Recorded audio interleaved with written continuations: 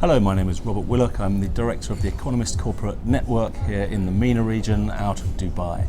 And I'm joined here today by Robert Ward, who's the Editorial Director of the Economist Intelligence Unit. He has just spoken to the Economist Corporate Network members about his views for the global outlook, macroeconomic and geopolitical issues that should be on their radar. And so I wanted to ask Robert, what should regional business leaders be concerned about? What's happening in the world at the moment that they need to understand so that they can mitigate risk and take advantage of the opportunities that might come their way? Well, the key thing that all business leaders need to consider now is the trade war. It has intensified. We are in a bad place, I think, in terms of bilateral relations with China, US. This trade war, I think, has the potential to get worse still, and the key thing to look for there is whether this trade war morphs into other sectors, so for example currencies or financial sector. If that happened, then this would make this trade war pretty catastrophic for the global economy. It's not in our central scenario, so you shouldn't get worried immediately, but it is something that, if it did happen, would be pretty game-changing.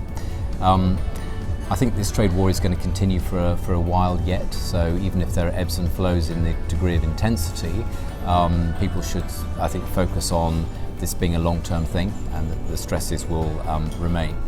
For this region, I think it's important because the region has many open economies that are very open to world trade. If you look at this United Arab Emirates, of course, or Egypt with its Suez Canal, very exposed to downturns in global trade. So lots of clouds here, I think, as well. There are some winners from this, of course. Tend not to be in this region so much, more in Asia, so Bangladesh, Vietnam, Cambodia, for example. So it's not all losers, but I think for the general business picture globally, it's quite tense. And of course, the unpredictability rises in the run-up to the US presidential election in 2020.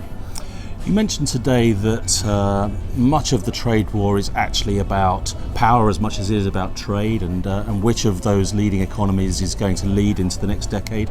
And at the same time, of course, this has focused minds and attentions on technology.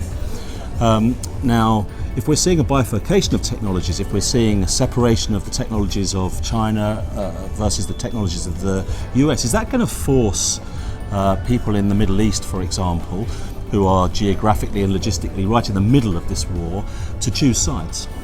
I think this is one of the key bits of collateral damage from this, that the high point of globalization, probably 2008, when the world was pretty much open to anyone and you could put any investment anywhere and that would be fine.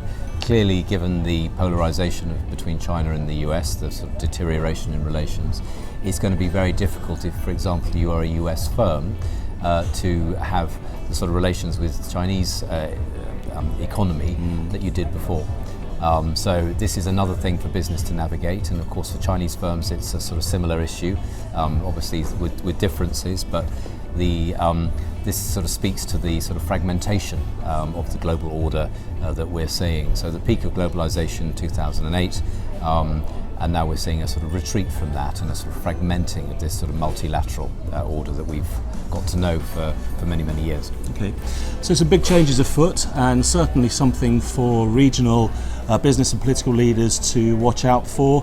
The trade war is not getting any easier, so pay attention to that, understand your risks, understand your opportunities, and speak to us at the Economist Intelligence Unit and the Economist Corporate Network if you would like to know more.